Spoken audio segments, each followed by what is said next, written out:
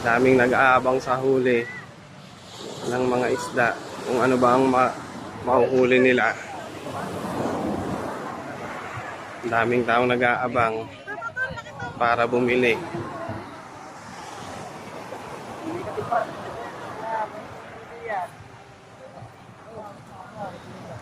Talagang nag-aabang sila.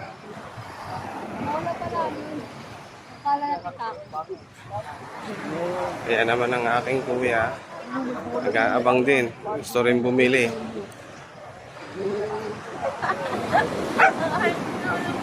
Ayan na po, itinatabi na yung lambat sa gilid ng dagat.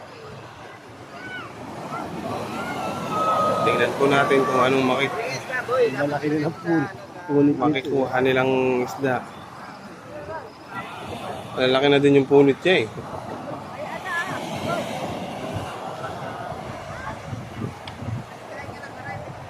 Ayan, kabilaan sila. Ayan po yung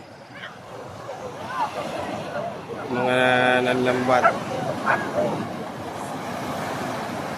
Ito po yung kabila. Nag-aabang din.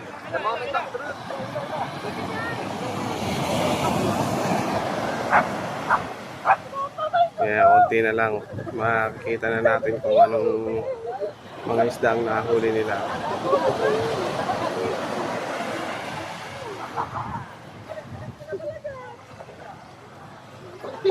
Puro dilis yan. Ano na yung puro dilis, pero yung may...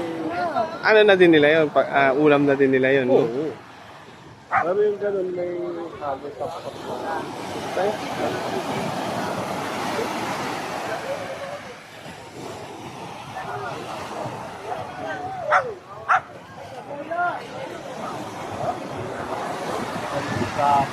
Ha? Ganun din na... Maganda sana matsambahan ka tamban.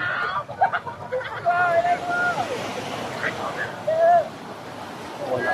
Hindi na mapapunta ng mga lalaking isda dito.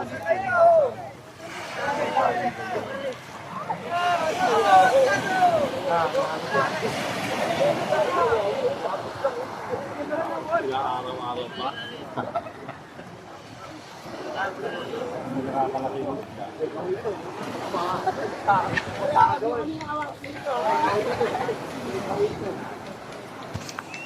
Ayan na po sila mga nagdidikitan na, nag-uumpukan na para makita kung anong huli.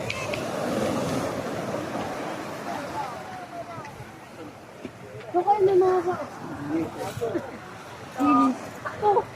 ano kayo may mga ba? Hindi nakita.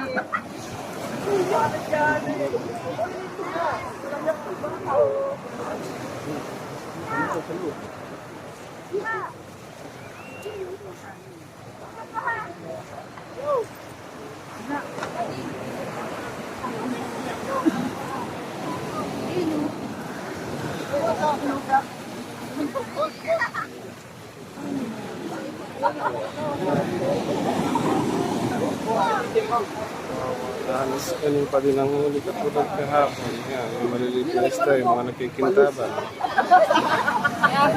Gano ka rin is gano?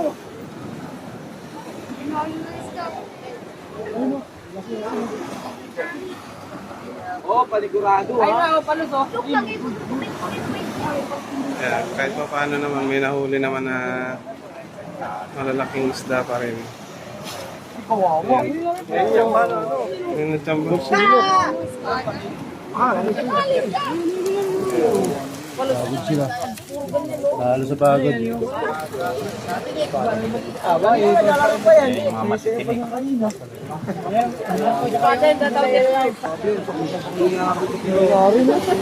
Wasak na wasak yung ulo. Kaya pala ilang yung ulo. Nakagati tayo dyan. Nakagati tayo dyan talaga. Pag-isang kilo tayo dyan. Kahit ito lang po. Isang hiwa lang ha.